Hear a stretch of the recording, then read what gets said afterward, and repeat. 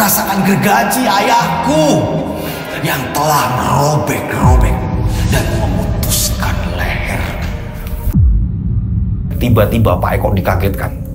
Ini suara orang ketawa, perempuan ketawa. Tapi suara itu seperti bukan suara manusia biasa.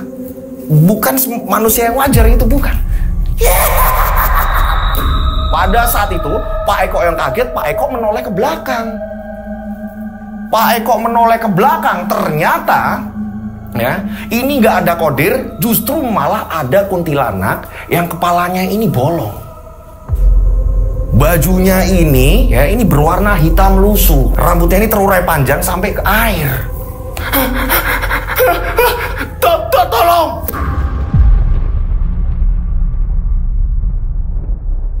Assalamualaikum warahmatullahi wabarakatuh. Kembali lagi bersama saya Rian Agus Widodo, tentunya di channel RAwi. Apa kabar semuanya? Mudah-mudahan kalian semuanya dalam keadaan sehat walafiat. Itulah doa saya. Saya mengucapkan banyak terima kasih ya. Saya mengucapkan banyak terima kasih buat teman-teman yang kalau ada iklan ini rela nunggu, ya kan? Bener-bener iklannya habis baru dilanjutin gitu kan. Saya ucapkan terima kasih karena apa? Dengan kalian tidak menyekip iklan, ya, sebagian hasil kita sumbangkan dan sudah ada beberapa kegiatan tersebut yang kita lakukan gitu. Saya mengucapkan banyak terima kasih.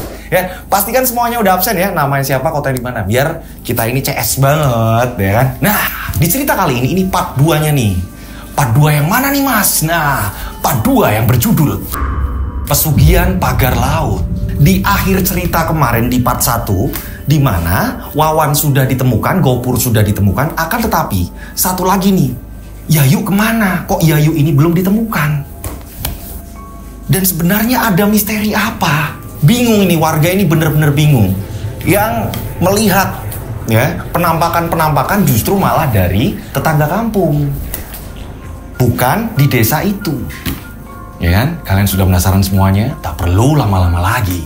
Kita langsung saja menuju ke ceritanya.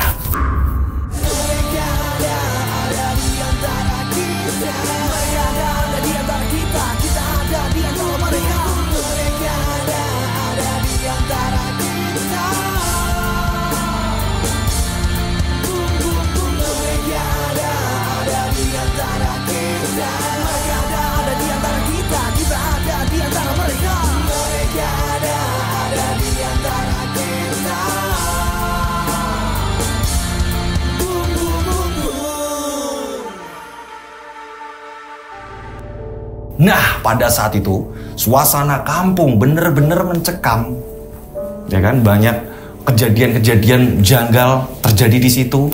Akan tetapi ini yang ditemukan hanya Wawan dan Gopur dalam kondisi yang parah, sangat parah sekali. Gopur dalam keadaan seluruh badannya ini penuh koreng kayak orang gila dan tidak sadarkan diri mereka berdua. Wawan juga seperti itu, tiba-tiba ngamuk, tiba-tiba nyerang. Pak Lurah bingung. Nah, buat teman-teman nih yang belum nonton part 1, alangkah baiknya nonton part 1 dulu biar tahu urutannya. Karena ini misi penyelesaian cerita. Oke, kita lanjut ceritanya. Pada saat semua sedang geger, ya kan, pencarian Yayu, orang tua Yayu juga datang terus ke tempatnya. Pak Lurah ini menghimbau, tenang Bu, Pak. Saya tidak pilih kasih, bukan hanya Wawan dan Gopur saja yang kami cari. Oke, sekarang mereka kita temukan. Tapi saya tidak berhenti untuk mencari putri ibu, yaitu si Yayu. Jadi sabar, ya. Sabar, saya tetap bergerak. Iya Pak, tolonglah Pak. Saya juga bingung. Saya harus bagaimana lagi? Saya ngerti Pak. Ini pada suatu hari, saat Pak Lurah ini sedang di balai desa, tiba-tiba ada bawahannya Pak Lurah nih, gitu, perangkat desa juga. Pak Lurah sedang ada di ruangannya Pak Lurah. Nah, salah satu perangkat ini ngetok pintu. Dek. Assalamualaikum Pak. Oh ya, masuk silakan. Salah satu perangkat ini mengatakan, Pak, ada tamu di luar Pak. Ternyata warga kita ada yang kena musibah lagi Pak. Musibah apa lagi? Bapak temuin sendiri aja Pak. Nah, ada apa lagi nih? Saat itu Pak Lurah langsung segera keluar menemui tamu tersebut. Ternyata tamu yang datang ini seorang ibu-ibu dan bapak-bapak Chinese. Ada apa ya Pak, Bu? Ada yang bisa kami bantu? Ada apa? Gini Pak, kami dari kota Pak. Kami mau nyari alamatnya si Tika Pak. Tika anaknya Bu Sri. Nah, di sini nih kita sebut saja namanya Tika. Tika ini anaknya Bu Sri. Bu Sri ini yang dimana depan rumahnya ini ada warung. Nah, iya saya tahu. Tika ini kan merantau. Iya kerja di tempat saya Pak. Tapi kondisinya seperti itu Pak. Kalau sekarang udah mendingan. Selama perjalanan untungnya nggak kenapa-napa Pak. Nah, ada apa? Kenapa? Suami istri tadi mengatakan jika mereka ini adalah bosnya Tika. Tika ini kerja di tempat saya dan Tika ini sering yang namanya kesurupan. Kami semua sering dilawan Pak. Sempat kami manggil orang pinter segala macam, ya. Ini Tika ditenangin. Nah kami nggak tahu kemana nih harus mulanginnya si Tika. Karena kan kami nggak mau Pak. Usaha kami direcokin sama kayak gitu Pak. Kami bingung. Nah ini bentuk dari tanggung jawab saya dan suami saya. Ini membawa Tika pulang kampung. Karena saya tahu alamatnya Tika ya lewat identitasnya Tika, lewat KTP-nya Tika. Makanya kami cari ke sini, Pak. Iya, Bu. Boleh saya lihat Tikanya? Iya, Pak, itu Pak di dalam mobil. Pada saat itu, ya, Tika ini dalam kondisi tertidur. Ternyata di dalam mobil ini ada seorang lagi. Ini mungkin orang kepercayaannya dari bapak ibu tadi, suami istri tadi. Kayak sedang menangani Tika. Nah, setelah itu barulah dikasih tunjuk rumahnya Bu Sri, rumahnya Tika. Bersama Pak Lurah juga. Nah, mobil menuju ke rumahnya Tika. Pada saat mobil menuju ke rumahnya Tika, Tika ini dalam kondisi kayak orang pingsan. Ibunya kan kaget, ibunya Tika, Bu Sri. Sementara warung lagi rame. Ada apa ini, ada apa? Nah, akhirnya ini bosnya menjelaskan juga ke ibunya Tika. Ibunya Tika langsung lemes. Ya kan? Ibunya Tika langsung lemes. Bapaknya Tika ini kan sudah almarhum. Ya kan? Jadi yang ada ini saudara-saudaranya ke situ. Lah kok bisa kayak gini lah? Nah, kagetnya ketika bilang sering kesurupan, sering ngamuk-ngamuk. Nah, warga menyimpulkan, "Lah, Pak, ini gimana? Kok kampung kita ini kok jadi begini?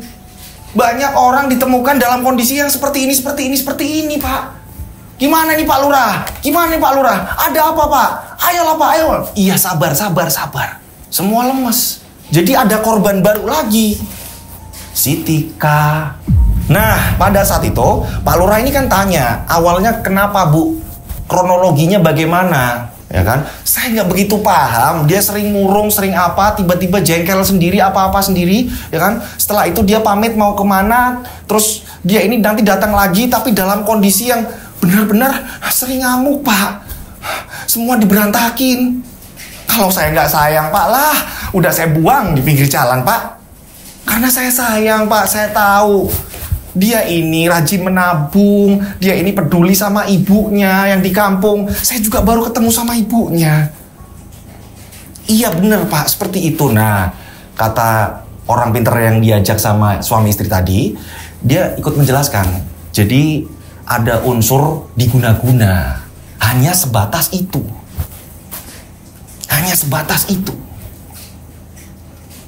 Ya udah Pak, kalau gitu kami permisi pamit. Ini Bu untuk berobat atau mungkin buat makan, buat beli apa, obat atau apalah Bu ini Bu.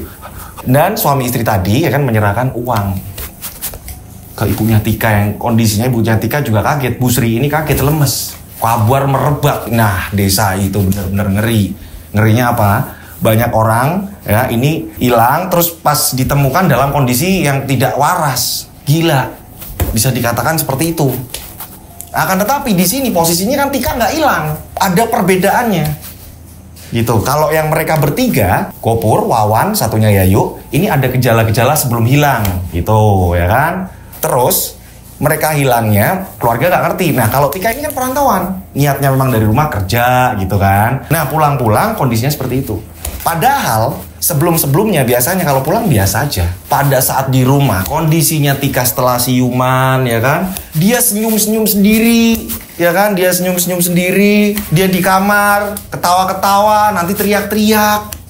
Ibunya sampai bingung. Dipanggilkan orang yang tahu hal seperti itu ya kan, atau mungkin kena magic atau apa segala macem. Malah disuruh keluar sama Tika. Keluar kamu. Dilawan terus. Setiap disuruh makan nggak mau, dipecahkan piringnya.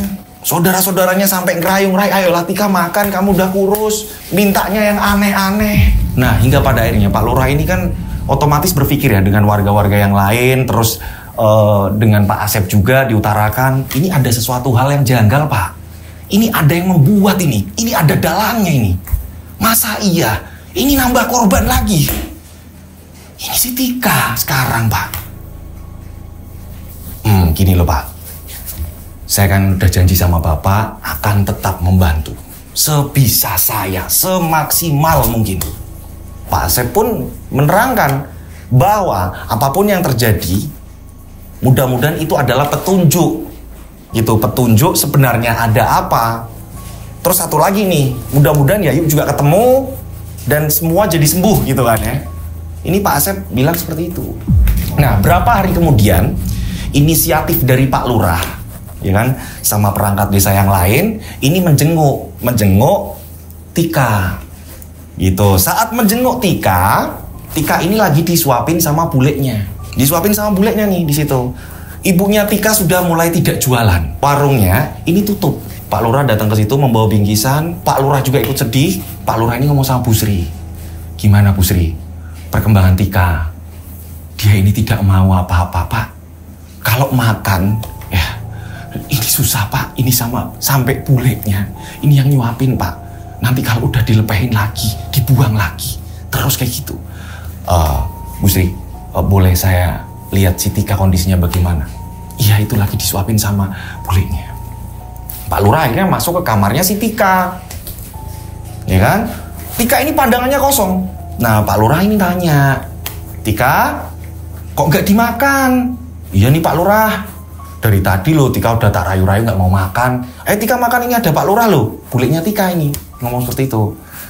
Tika pengennya makan apa?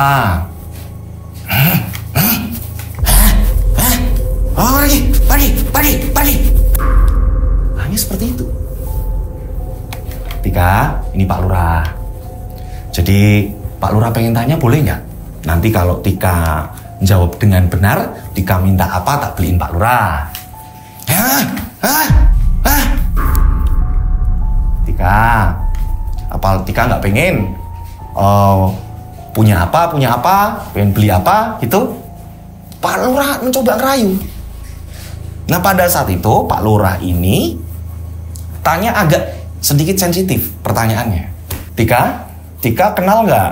Tika kan tahu kan ya, Wawan anaknya saya, ada Gopur juga, tetangga kita, satu lagi Yayu. Nah, Tika ngerti mereka sekarang ada di mana nggak? Atau awalnya Tika pernah bareng? Atau mungkin Tika ini dulu pernah? Atau mungkin Tika pernah berantem? Atau pernah ada masalah atau apa? Cerita nak sama Pak Lurah.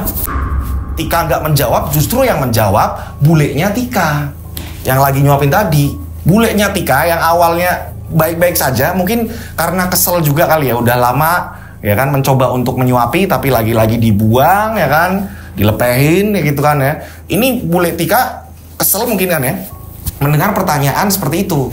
Pak Lurah, maaf ya, maksudnya Pak Lurah apa? Iya, saya menanyakan saja. Pak, pertanyaan Bapak ini konyol loh. Maaf ya Pak, Tika ini kan juga sama korban Pak. Kok seolah pertanyaannya Bapak ini semua diakibatkan oleh si Tika? Saya nggak berniat seperti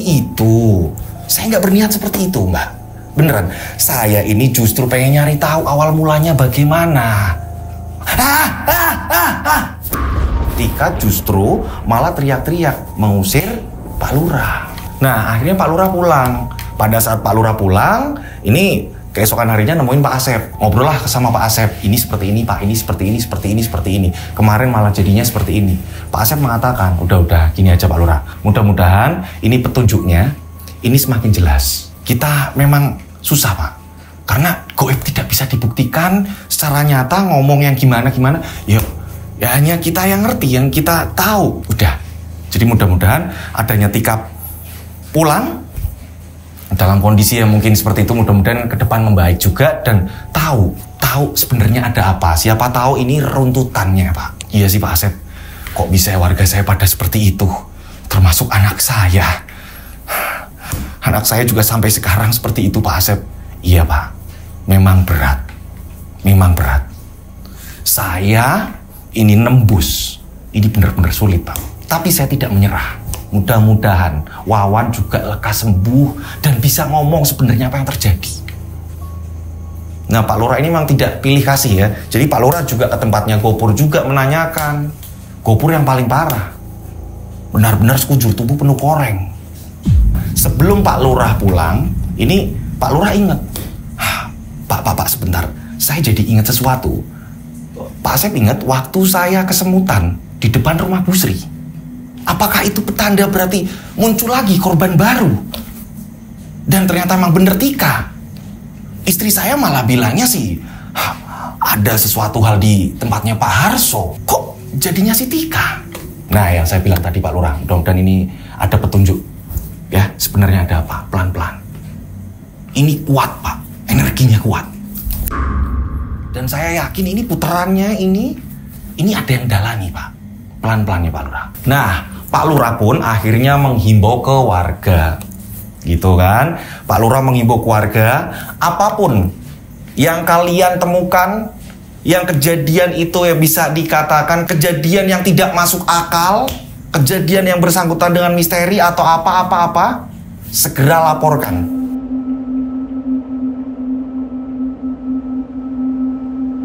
Berjalannya waktu, ya kan? Ini juga sudah lama. Kondisi Wawan yang ditelateni sama Pak Asep ini menunjukkan tanda-tanda sembuh. Sembuhnya apa? Wawan ini sudah jarang ngamuk.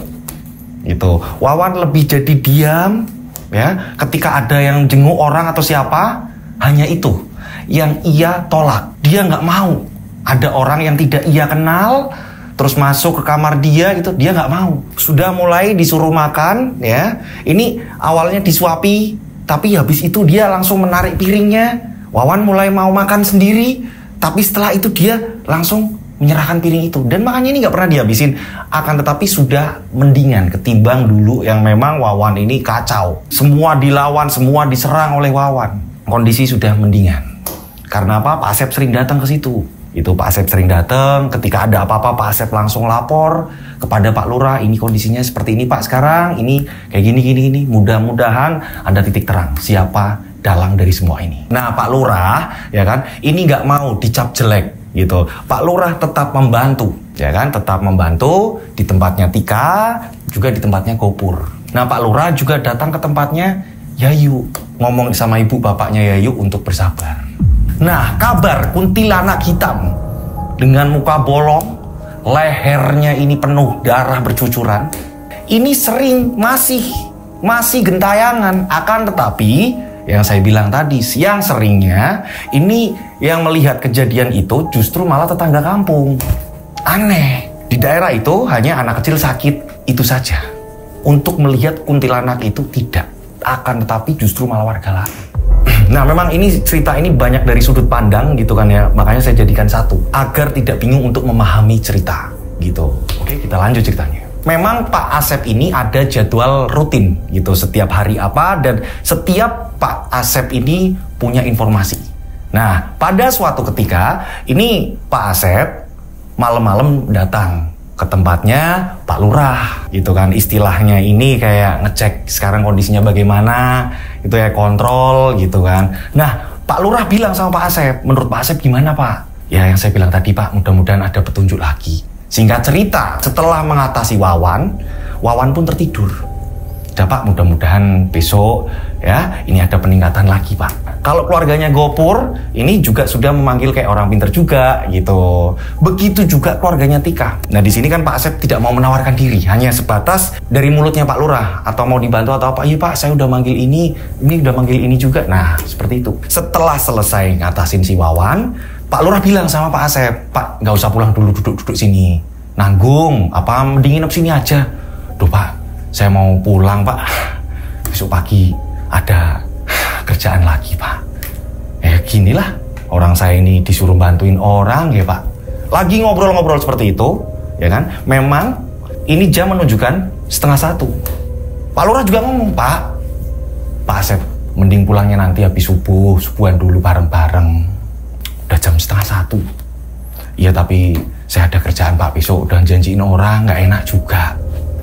Ya udah kalau gitu. Nah, pada saat baru ngomong seperti itu, Pak Asep bangkit ya kan dari kursi tamu, salaman mau berpamitan.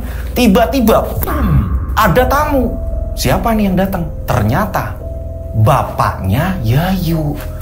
Pak Lurah, Assalamualaikum Pak Lurah, Assalamualaikum Pak Lurah. Ada apa Pak? Ada apa Pak? Akhirnya Pak Asep yang mau pergi ini jadi nggak jadi kan, menunda kan. Ini ada apa nih? Ini bapaknya Yayu datang nih. Disuruh masuk, dipersilakan duduk. Pak Lurah juga ngomong sama Pak Asep. Pak Asep, sebentar Pak Asep, tolong Pak Asep. Kita dengarkan, ini ada informasi apa dari bapaknya Yayu. Pak Asep akhirnya nggak jadi pulang kan, duduk bareng di situ. Bapaknya Yayu kita sebut saja namanya Pak Nurdin. Pak Nurdin tiba-tiba menceritakan sesuatu hal. Cerita apa ini? Pak Nurdin cerita, Pak, Bapak kan bilang kalau ada apa-apa yang terjadi, saya harus cerita ke Bapak. Memang saya ada orang kepercayaan saya, tapi kan jauh Pak. Nah ini, ya saya harus cerita ke sampean. Iya, ada apa Pak Nurdin? Ada apa Pak Nurdin? Jadi gini Pak, istri saya ini kan tidur. Saya baru pulang kerja. Dan kebetulan saat itu memang biasanya lembur, saya nggak ngambil lembur. Saya kepikiran pengen pulang. Nah pada saat saya pulang, ya baru saya ini memasukkan motor, saya ini baru mau rebahan, udah semuanya saya lakukan gitu kan ya Pak. Udah cuci tangan segala macam. Istri saya teriak-teriak Pak. Dia ini ngigo Pak. Dan tangannya ini menjambak-jambak rambut dia sendiri. Saya bangunkan. Ada apa Bu? Ada apa? Istri saya cerita Pak. Ini menyangkut Yayu Pak.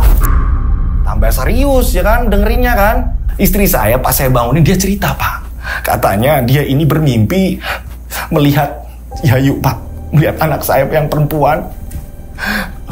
Dia kan anak saya remaja ya Pak. Saya sedih kalau ingat itu. Iya, kenapa Pak? Biar saya bisa tahu. Rambut anak saya ini dijambak seseorang dan di situ nggak jelas kata istri saya. Yang jelas kepala anak saya ini diseret. Setelah itu langsung ditaruh di suatu tempat Pak. Terus istri saya bilang di mimpinya, ini leher anak saya ini digergaji Pak. Dan saya hafal betul tempat itu. Di dekat-dekat laut Pak. Di dekat-dekat pantai itu Pak. Saya ingat ketika istri saya ngomong di tempatnya ini. Saya ingat Pak. Saya tahu tempat itu. Ketika istri menjelaskan detail, saya tahu. Tapi saya tanya ke istri saya, siapa Bu? Siapa? Nggak tahu Pak. Yang jelas anak kita diseret dan digergaji lehernya. Pada saat itu Pak Asep ya kan ini mohon izin. Pak Lurah, Pak Nurdin, saya mohon izin sebentar.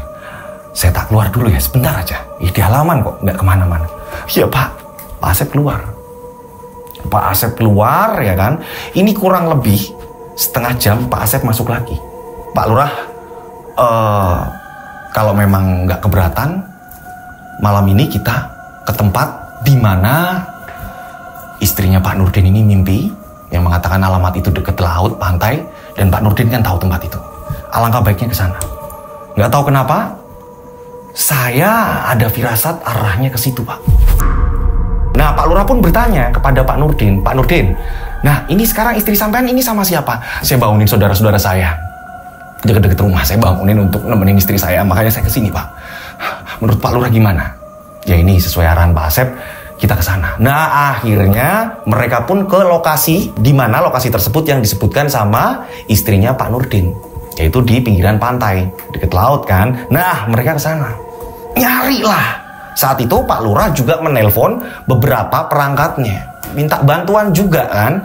Nah datanglah 2 orang gitu, nyari, mengikuti arahan Pak Asep.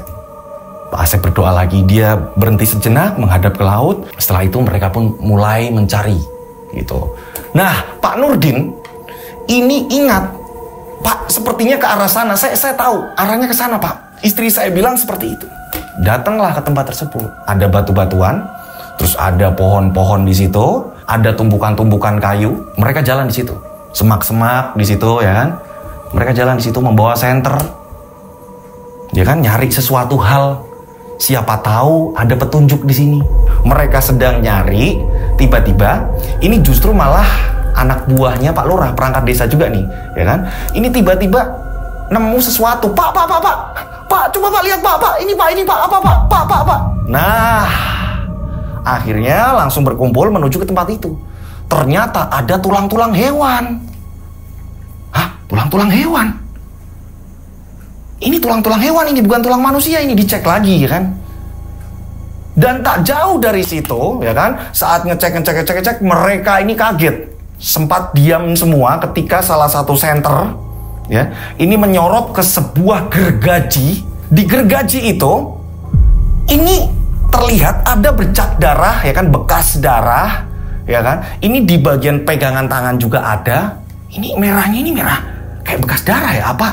Darah dari ini, tulang-tulang hewan ini, ya kan, apa hewan buas dibunuh di sini apa gimana?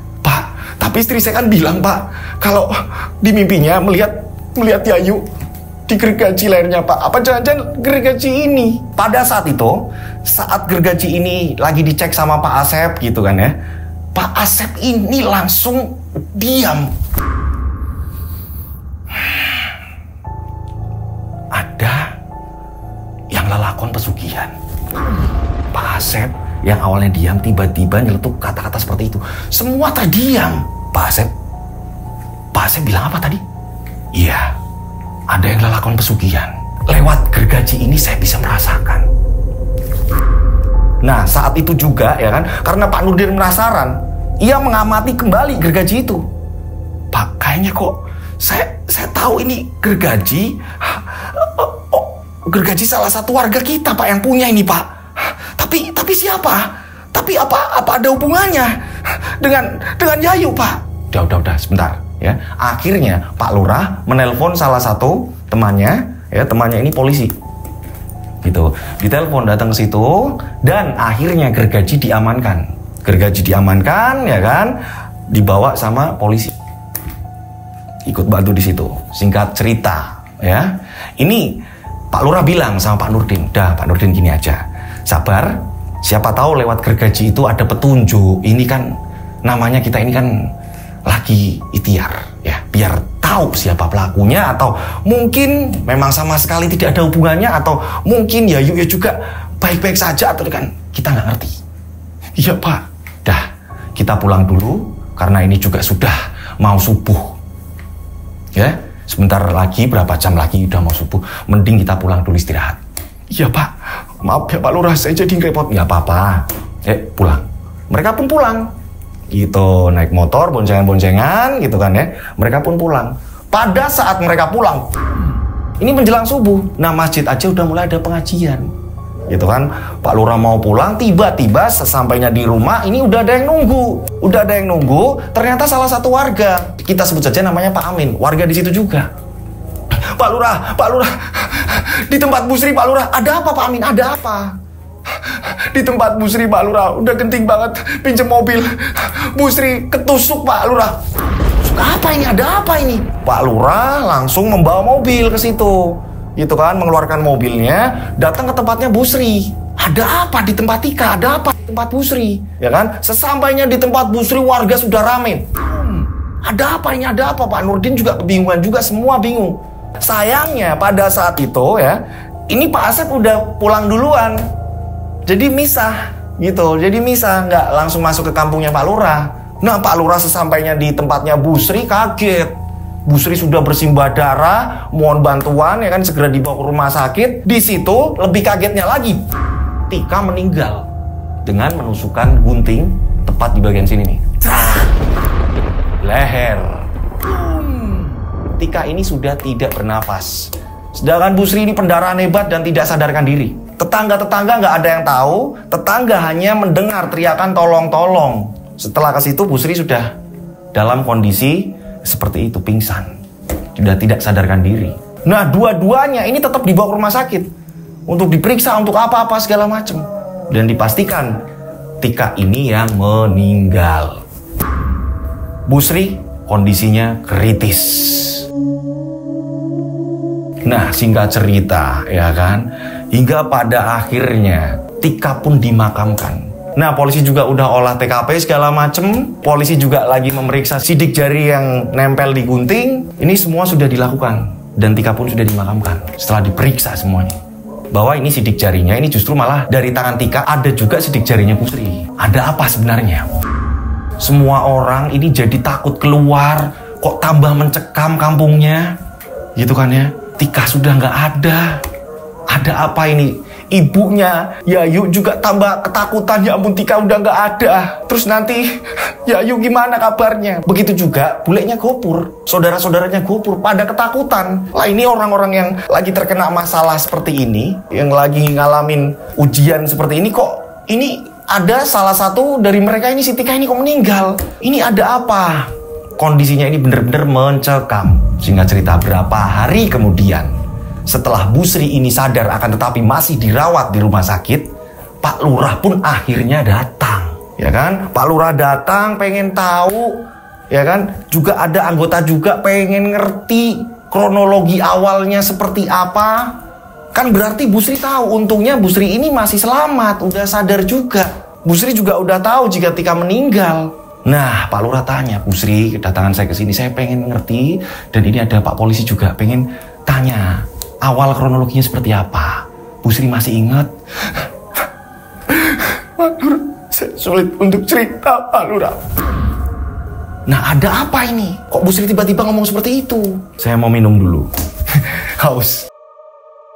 Busri pun menangis, meminta maaf, dia merasa bersalah. Nah, Pak Lurah kan bingung, ada apa Busri? Awalnya bagaimana? Dari petugas juga ngomong, iya Bu, ada apa? Biar kami ini bisa membantu atas kasus kematian dan ini penusukan ini terhadap ibu, ya kan? Ya kami turut berduka cita atas meninggalnya anak ibu yang bernama Tika. Ya Pak, tapi saya nggak nyangka Pak. Ada apa ini? Busri pun akhirnya menceritakan kejadian ini yang sudah dilalui sama Busri. Kita tarik mundur cerita, ya kan? Semenjak Tika ini pulang dalam kondisi, maaf ya, ini tidak waras. Ini kejadian di mana Busri kaget melihat kondisi Tika dipulangkan sama bosnya. Seperti apa ceritanya? Kita tarik mundur ceritanya, pengakuan dari Busri. Mas April, kita flashback. Flashback nih, tarik mundur ceritanya nih. Nah, semenjak Tika pulang dengan kondisi seperti itu ya, kondisi tidak waras, Busri akhirnya jarang jualan, sering ngurusin Tika. Ketika jualan ya kan, sering dititipkan sama saudaranya. Akan tetapi hasil masakannya ini kan nggak kayak Busri, nggak enak seperti Busri lain. Ini yang menjadikan para pelanggan akhirnya ini memutuskan untuk pindah warung. Akhirnya Busri berpikir, mending nggak usah buka, ketimbang nanti mereka ini nggak betah. Jadi sering sekali gitu, sekena-kenanya aja bukanya. Hingga pada suatu ketika, ya, ini Busri saat itu senengnya apa? Satu, Tika ini mau makan, gitu kan ya. Tika mau makan, Tika ini tenang. Pada akhirnya Busri berpikir, apa sore ini buka aja ya, seada-adanya. Ya mungkin mie rebus atau apa, karena aku tidak masak dari awal. Ini ngasih tahu aja kalau udah mulai jualan lagi, biar keesokan harinya ini orang-orang tahu kalau Busri udah mulai jualan lagi, gitu kan. Nah, Busri tenang. Busri pun akhirnya buka.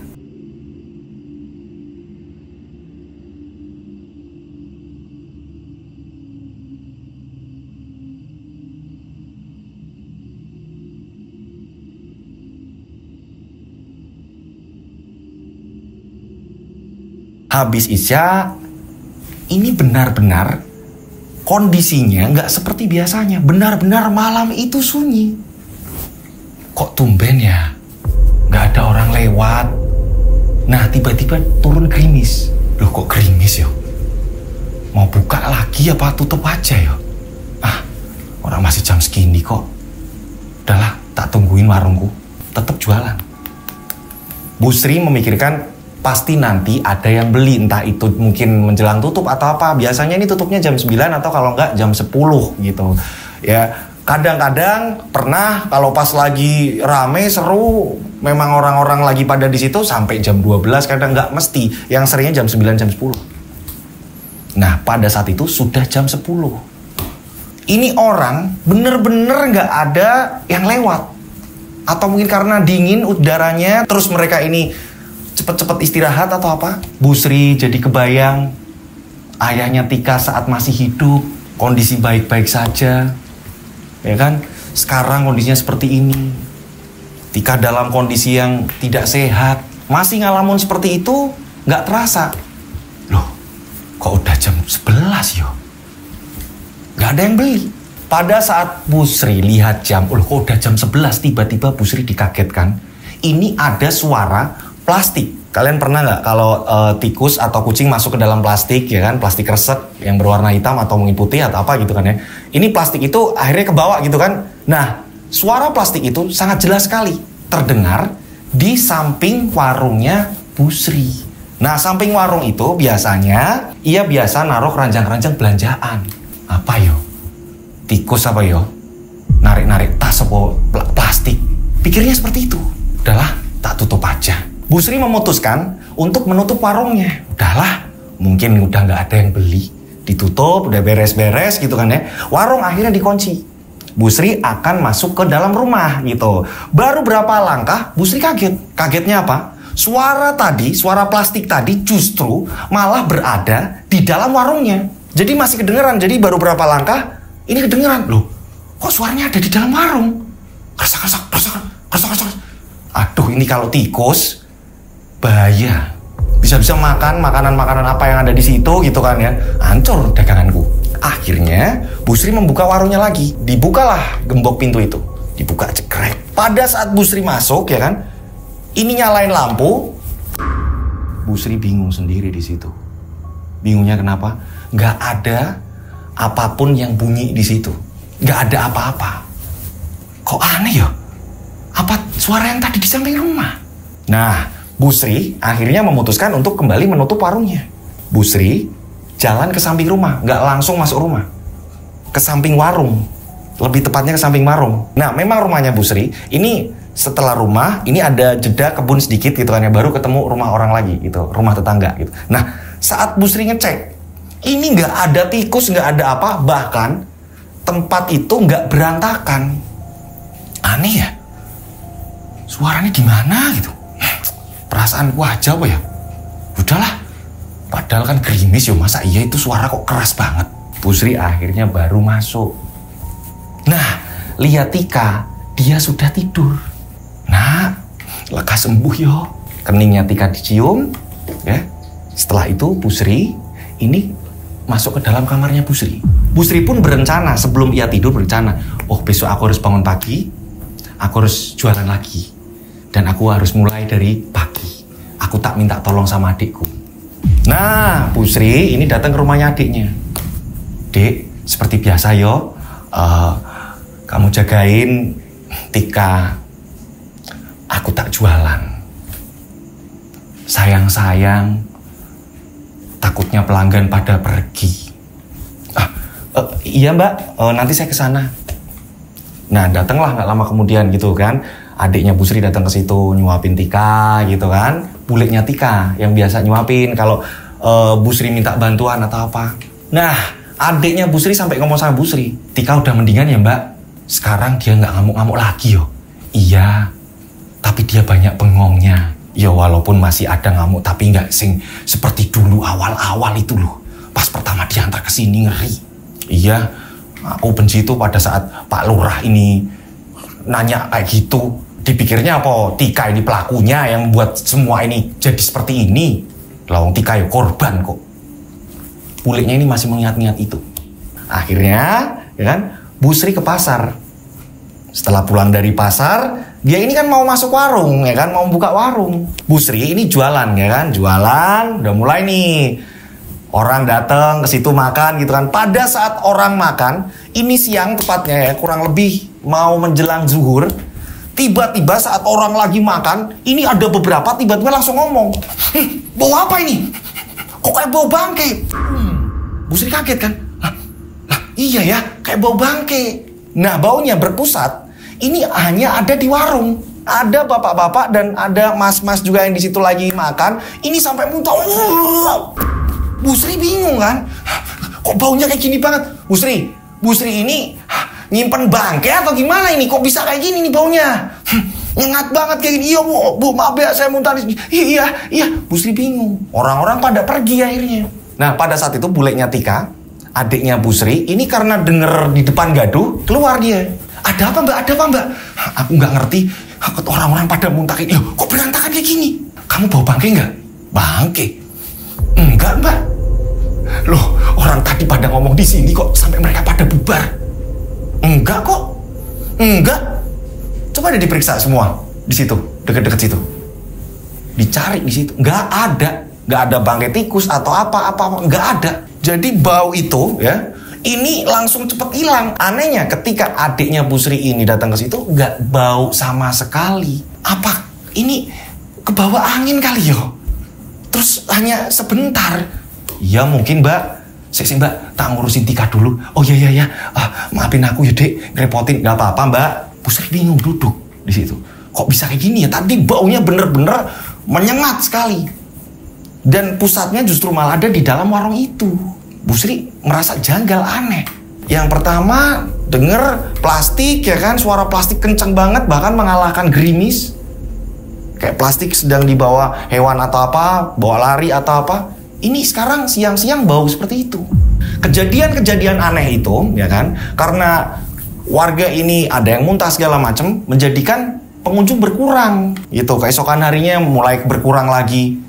Nah, Bu Sri berpikir, kalau ada apa-apa aku mending mau diam aja, nanti malah jadi berantakan. Aku yang nggak ngerti apa-apa, kok jadinya seperti ini? Nah, ada nih dari saudaranya gitu kan ya, datengin kayak orang pinter yang pertama untuk ngecek kondisinya si Tika juga gitu kan ya. Akan tetapi, saat Bu Sri ini mau cerita, dia mengurungkan niat, hanya mengatakan, Pak, kira-kira di sini ada apa gitu nggak Pak yang mengganggu di dagangan saya atau apa? Nah, orang pintar itu tadi mengatakan tidak apa-apa Bu, aman kok. Ya mudah-mudahan nanti setelah minum air dari saya, Tika tambah baik lagi ya Bu. Kalau begitu saya permisi. Nah, Bu Sri akhirnya yakin bahwa kemarin-kemarin adalah perasaan Bu Sri aja dan Bu Sri tidak akan menceritakan ke orang lagi. Daripada nanti warungnya malah dijauhi orang, gitu kan? Nah, di hari selanjutnya, malam juga, ada bapak-bapak tetangga juga ini pulang dari kerja mampir ke tempatnya Bu Sri. Bu Sri, nasinya ada nggak? Habis. Karena Bu Sri nggak berani masak banyak semenjak warungnya ini kayak mulai sepi. Lah adanya apa Bu Sri? Mie rebus kalau mau. Gimana? Ya nggak apa-apa Bu Sri, mie rebus juga nggak apa-apa deh. Dibikinkan sama Bu Sri. Ya kan, ngambil mie rebus, ya kan, Bu Sri langsung ngeracik sayuran-sayuran, ya potong-potongin gitu kan ya, ngambil telur segala macem. Nah, pada saat itu Bu Sri ini kayak ngerasa aneh, kok air kok kayak nggak mendidih. Bu Sri kok lama banget sih Bu Sri bikin mie? Lapar ini saya, udah ngantuk juga. Ya sebentar ya. Pada saat itu karena memang membuat mie rebusnya ini memakai wajan. Ya. Ini kan Bu Sri menutupnya dengan tutup panci. Dibukalah tutup panci itu. Jrang. Bu Sri kaget. Mie rebus itu justru malah berubah menjadi rambut. Rambut yang menggumpal. Jadi kayak rambut yang panjang. Ya. Ini digulung-gulung. Ya. Ini ada di situ. Ada di wajan itu. Dan posisinya setelah dibuka baru terlihat mendidih. Dengan jelas Bu Sri melihat itu. Bu Sri, kenapa? Gasnya habis. Ya, Bu Sri beralasan seperti itu. Nggak mau ngomong kalau dia melihat sesuatu. Yang ditakutkan, akhirnya warga malah jadi nggak percaya lagi, ya kan? Terus jadi sepi banget nih warung, bakalan tutup selamanya nih. Gasnya habis. Ya udahlah, nggak usah, nggak jadi. Udah saya mau pulang aja lah.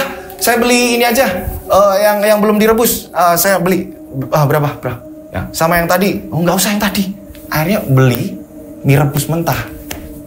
Saya mau bikin di rumah aja lah. Iya maaf ya Mas. Orang itu pergi.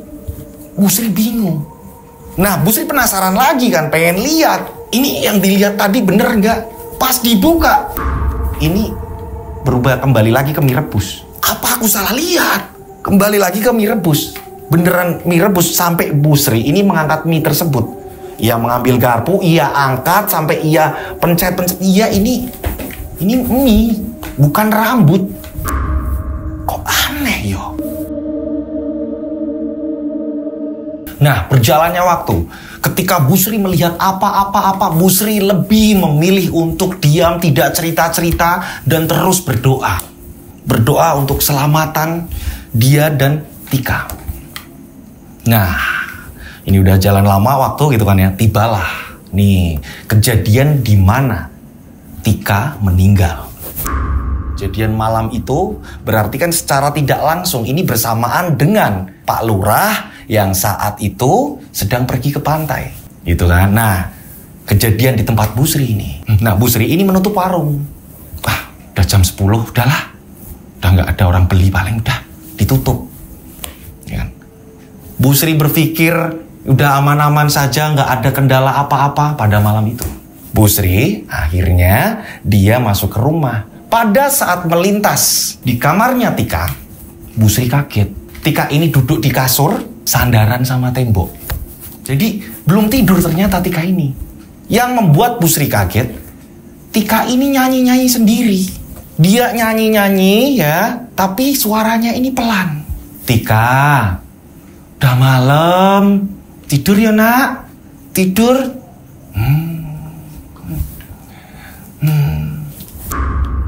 Bu Sri akhirnya ya ini memaksakan merebahkan Tika. Nak, lekas sembuh ya.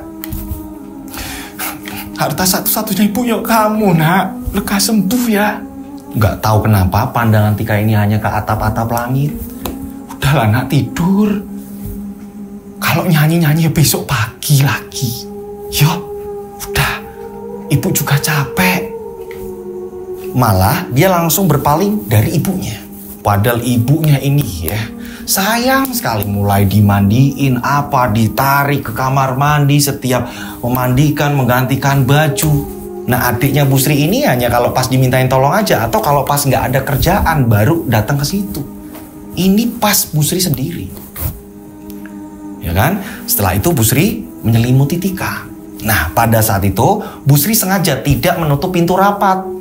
Takutnya nanti Tika ternyata bangun lagi atau apa, biar Bu Sri ini dengar ada suaranya Tika gitu. Karena Bu Sri ini berada di kamar sebelahnya. Nggak tahu kenapa, setelah sudah sampai di dalam kamar, Bu Sri mengurungkan niat. Apa aku tidur di depan TV aja ya? Jadi di depan TV ini ada kasur. Jadi kalau ada apa-apa, aku langsung dengar. Aku kok perasaannya nggak enak. Bu Sri udah ngerasa perasaannya ini nggak enak. Malam itu bener-bener beda. Nah, Bu Sri ini ya kan sambil berdoa ya untuk keselamatan keluarganya, keselamatan Bu Sri dan Tika gitu kan ya. Dia sedang berdoa dan akhirnya ketiduran. Nah, sudah tertidur lelap ya. Nah, berapa jam kemudian Bu Sri ini bermimpi seolah dia ini belum menutup warung di mimpinya. Ini benar-benar jelas ya. Seolah Bu Sri ini belum menutup warung, akan tetapi ini nggak ada orang yang datang pesan makanan atau jajan atau apa, enggak gitu kan ya. Di mimpinya Bu Sri ini gerimis. Loh, kok gerimis? Kok sering gerimis sekarang? Nah, pada saat itu Bu Sri mendengar lagi suara keras-keras, akan tetapi kali ini beda. Bedanya apa? Di samping warungnya Bu Sri yang saya bilang tadi, ini kan ada tumpuk-tumpukan tas belanja, ya kan? Terus ada panci, ada apa-apa segala macam di situ ya. Ini tiba-tiba roboh. Wah. Nah, Bu Sri ini ngecek. Di mimpinya ini terlihat Bu Sri ini sedang betul-betulin. Saat itu ya, suara kerosak dari plastik kresek itu tadi, ini justru berada tidak jauh dari Bu Sri. Adanya ini di belakang Bu Sri. Nah, belakang Bu Sri ini kan kebun, gitu kan, kebun. Nah, Bu Sri ini nengok ke belakang. Pada saat Bu Sri nengok, dari jarak dekat sekali, Bu Sri melihat kuntilanak yang berbaju hitam, yang kampung lain ini malah melihat, kini dilihat sama Bu Sri. Jubah hitam, bajunya ini hitam lusuh ya, rambutnya ini ke bawah ya, panjang, dan mukanya ini bolong. Tepat di bagian leher ini penuh darah. Bu Sri pun terbangun.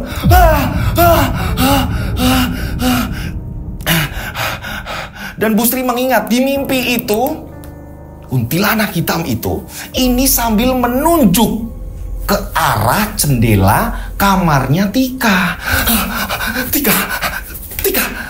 Nah, pada saat Bu Sri ini tahu kalau dia ini mimpi, ya, dia udah terbangun, tiba-tiba tak lama kemudian Bu Sri mendengar suara Tika lagi nyanyi.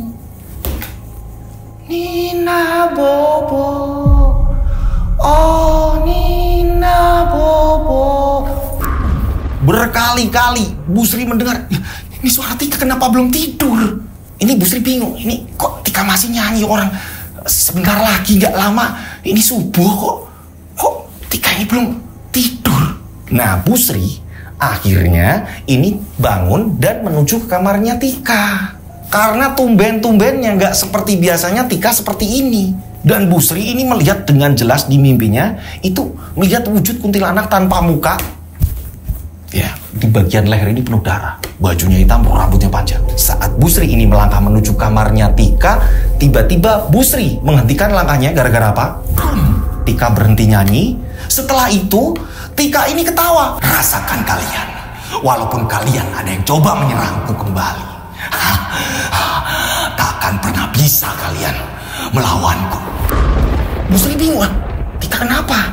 Mendengar seperti itu, Bu Sri mengurungkan niat untuk masuk ke kamarnya Tika. Bu Sri pengen tahu dia lagi cerita sama siapa. Dia hanya mengintip. Kebetulan Bu Sri sengaja sebelum ia tidur membuka sedikit kamarnya Tika. Nah di situ Bu Sri akhirnya mendengar celoteh semua yang dari mulut Tika. Wawan, akan kubuat kamu seperti itu selamanya, selamanya. Karena kau telah mencoba mencelakaiku.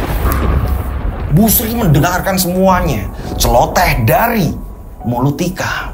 Tika mengatakan jika Wawan ini bermain dukun gara-gara pernah nembak si Tika, pernah mengungkapkan rasa cintanya, akan tetapi Tika menolak. Nah, tak lama kemudian Wawan ini bermain dukun sampai akhirnya kabar itu terdengar sama si Tika. Bu Sri malah baru tahu semuanya. Hanya tahu dulu Wawan coba deket gitu, akan tetapi nggak yang intens atau Bu Sri lihat terus ini nggak. Hah?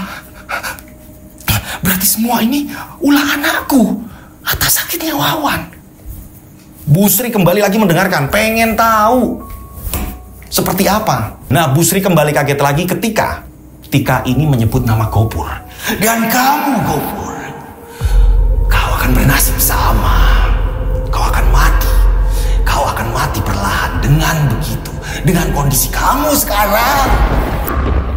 Tika ngomong seperti itu. Sakitnya Gopur berarti disebabkan Tika juga. Tika menyebutkan apa kekesalan Tika terhadap Gopur. Kau sering meremehkan ibuku, padahal kau sering hutang di warung ibuku. Nah, Bu Sri pun ingat, iya, Gopur ini sering sekali makan di situ, ya, karena dia tidak ada orang tua, nggak enak ketika minta sama bulenya terus, kadang pas dia nganggur atau apa. Nah, ini hutang di tempatnya Bu Sri. Akan tetapi sering sekali hutang, dan ketika ditagih, ya, ini si Gopur ini mengelak. Mengelaknya dia selalu bilang, orang kemarin udah aku bayar kok. Ya kurangnya berarti dikit lah, ini. Sering seperti itu. Nah, Tika ini ngoceh sendiri. Tika ngoceh terus masalah Gopur. Bahwa Gopur ini memang benar sempat menyebarkan gosip, ya. Ini kalau di tempatnya Bu Sri ini pelit. Bilangnya seperti itu, padahal dia sering utang. Nah, Tika ini ternyata pernah ketemu sama Gopur. Diceritakan semua sama Tika. Tika nggak terima ibunya seperti itu kan. Ibunya Tika, Bu Sri ini tambah keringet dingin keluar, merinding. Habis Gopur tiba-tiba Bu Sri ini sampai dia ini duduk di lantai ketika mendengar yang disebut namanya Yayu. Yayu. Cukup. Kau sudah tersiksa. Bu Sri pengen tahu apa sebenarnya terjadi saat itu. Tika mengatakan, makanya yuk, jaga mulutmu. Kau kebanyakan menanyakan, kapan nikah?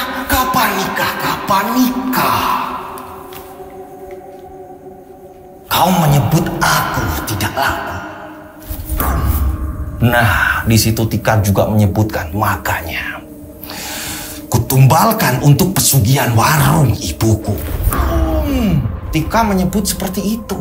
Rasakan gergaji ayahku yang telah merobek-robek dan memutuskan leher. Ibunya kaget. Hah? Gergaji. Gergaji. Saat itu ya kan Tika ini menyebutkan semuanya bahwa dia ya melakoni itu di tempat ini disebutkan sama Tika. Nah, Tika ini menyebut nama seseorang tapi tidak jelas. Tika berterima kasih. Jadi kayak ada orang yang nolong Tika. Kayak ada orang yang nolong Tika untuk balas dendam. Nah, pada saat itu Bu Sri ini kan kaget. Gergaji bapak. Gergaji almarhum. Nah, saat itu Bu Sri langsung berdiri ya. Ini mengecek apa benar. Sedangkan gergaji itu kan ada di lemari. Barang-barangnya bapak, barang-barang almarhum ini sudah dikemas ya dalam satu gudang agar rapi, tertata di situ dan tidak mengingat atau apa gitu kan ya. Biar nggak sedih. Dicek sama Bu Sri dan ternyata emang benar. Di situ hanya ada bungkusan saja. Gergajinya ini nggak ada. Nah, ini kan gergaji banyak nih. Apa benar gergaji itu? Yang tahu ini kan Bu Sri gitu kan. Nah, saat itu Bu Sri dikagetkan di ruang tengah. Jadi Bu Sri ini punya mesin jahit udah nggak kepake lama gitu ya. Ini adanya di ruang tengah. Tiba-tiba penutup dari mesin jahit ini kan ada kayunya seperti ini ya untuk menutup mesin jahit lama kuno. Saat itu juga Bu Sri mendengar suara kayu penutup mesinnya itu tiba-tiba membuka sendiri. Buah! Itu kok ada di ruang tengah? Bu Sri ya dengan pelan-pelan ngecek. Saat Bu Sri ini menuju ke ruang tengah, Bu Sri kaget. Tika ini ya, ini sudah membawa gunting dan memotong-motong rambutnya. Dan Tika ini menunjuk-nunjuk gunting itu diarahkan ke entah yang dilihat Tika ini apa. Kayak ada sesuatu yang di depan Tika yang menantang Tika. Apa? Kamu sudah tidak ada di sini. Aku yang menang. Aku yang menang. Pada saat Bu Sri ya kan melihat Tika membawa gunting kan, wah ini bahaya nih. Ini gunting. Bisa bahaya. Saat itu ya, ini Bu Sri ini ngomong sama Tika. Tika, lepaskan gunting itu nah. Tika, lepaskan gunting itu. Diam kamu Yayu. Oh, kamu ada di situ ya. Kamu ada di situ. Nah, jadi Tika melihatnya Bu Sri ini Yayu. Karena menyebutnya ini diam kamu Yayu. Saat itu Tika malah mendekat ke arah ibunya. Nah, ibunya takut lah. Tika dalam kondisi seperti itu, kesurupan seperti itu, membawa gunting. Dan gunting tersebut ternyata benar diserang ke arah perutnya Bu Sri. Nah, Bu Sri ini menghindar pada saat itu. Bu Sri ngomong tolong, justru malah dicekik oleh Tika. Nah, disitulah Bu Sri akhirnya ya, kondisi yang sangat mencekam itu Bu Sri terkena tusukan. Baru Bu Sri mencoba sekuat tenaga ini untuk keluar rumah dan teriak-teriak minta tolong. Nah, nggak tahu kejadiannya bagaimana. Bu Sri yang tolong-tolong barulah warga datang. Akan tetapi ya, Tika ini sudah tidak selamat. Dia justru malah menusukkan gunting itu ke leher sendiri, tepat di bagian tenggorokan. Karena nggak ada orang lain di situ. Bu Sri ini hanya lihat sekelebatan, ya kan? Entah apa yang terjadi karena Bu Sri udah nggak kuat, baru warga datang. Nah, tapi saat warga datang, ya, ini kondisinya Tika sudah meninggal dengan mengenaskan. Disusul tak lama kemudian barulah ada orang ini minta tolong ke Pak Lurah dan Pak Lurah baru datang ke situ. Dan flashback pun selesai. Kita kembali ke rumah sakit di mana Bu Sri sedang bercerita kepada petugas, begitu juga dengan Pak Lurah. Ada keluarga juga di situ. Flashback pun selesai. Seperti itu, Pak. Dan ternyata benar. Nah, pada saat itu Pak Lurah menunjukkan sebuah foto. Bu, kalau Ibu bilang ada gergaji segala macam, ya, apa benar gergaji ini ada fotonya? Iya Pak, itu gergaji suami saya. Bu Sri sangat hafal. Karena apa? Suaminya ini dulunya ini sering betulin kayak perahu atau apa. Dia ngambil kayu-kayu, terus dia ini bikin perahu, ikut kerja di tempatnya orang. Jadi paham alat-alatnya. Iya Pak, itu gergaji suami saya. Nah, berarti ya ini semua dalangnya justru malah dari si Tika. Nah, Bu Sri pun kan tanya, Pak kok sampean punya fotonya? Pak Lurah pun menceritakan. Jadi ibunya Yayu ini bermimpi, Bu, gini. Yayu ini lehernya ini digergaji, ya kan? Yayu diseret di laut, lehernya putus. Akan tetapi pencarian nggak ada, justru kita hanya menemukan gergaji. Di mana Yayu? Ini jasadnya atau apa belum ditemukan. Apa benar itu terjadi atau kita nggak tahu. Yang jelas kita hanya menemukan gergaji. Nah, sepulang dari itu baru kami ke tempat ibu. Kalau keterangan ini saya luruskan, saya urutkan, ini hampir sama dengan keterangan Pak Asep. Pak Asep bilang bahwa dari gergaji itu ia merasakan ada sebuah perjanjian pesugihan yang sedang dilakoni seseorang. Pak Asep mengatakan benteng laut, pesugihan benteng laut, sembah laut, pagar laut. Ya, ini dengan ibu cerita, terus Tika ini kesurupan dengan ngomong seperti itu, penyerangan terhadap ibu dan dengan mengatakan Yayu segala macam, kita jadi tahu. Iya, Pak.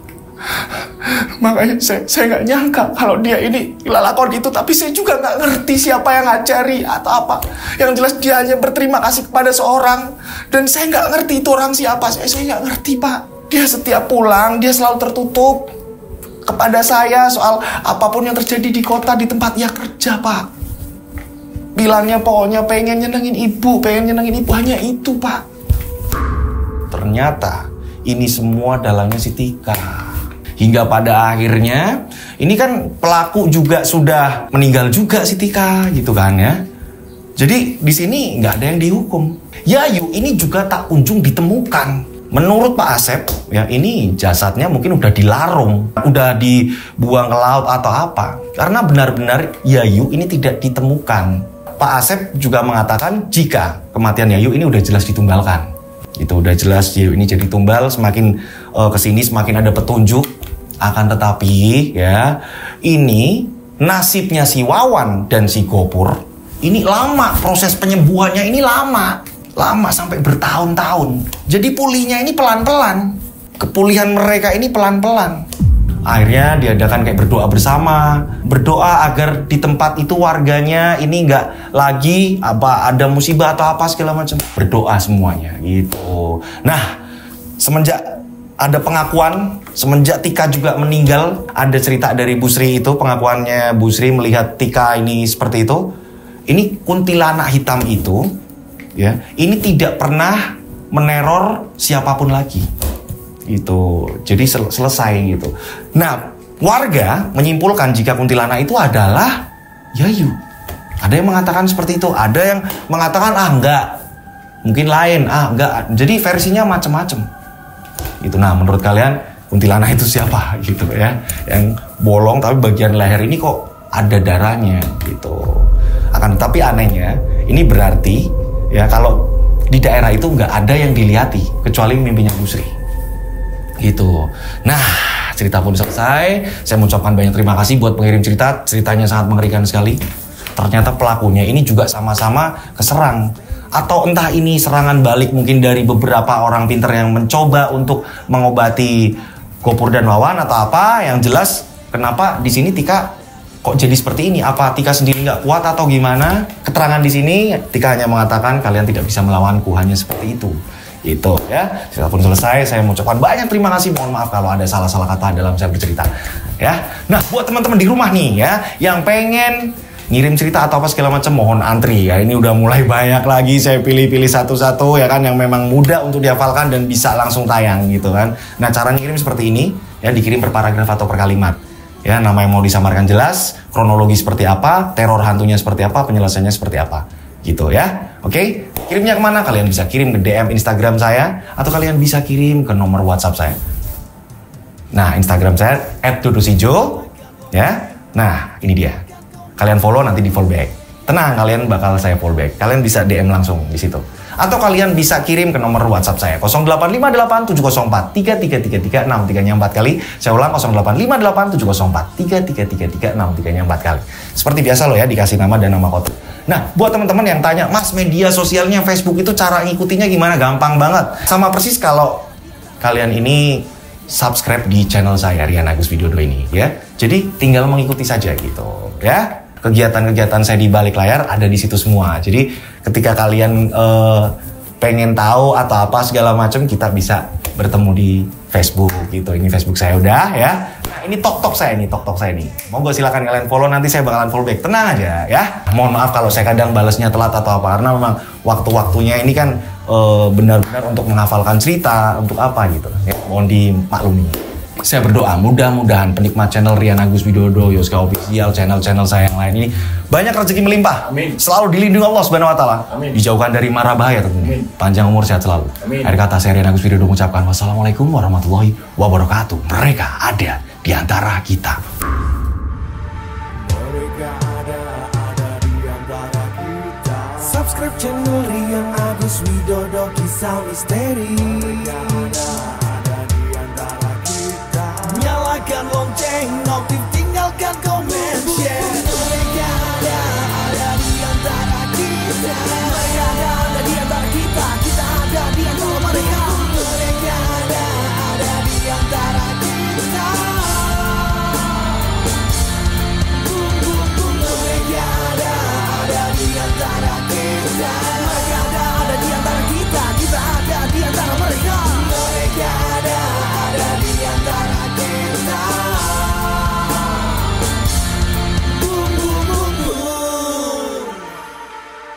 Mereka ada di antara kita. Subscribe channel Rian Agus Widodo, kisah misteri. Mereka ada di antara kita. Nyalakan lonceng, notif, tinggalkan komen, share. Mereka ada di antara kita.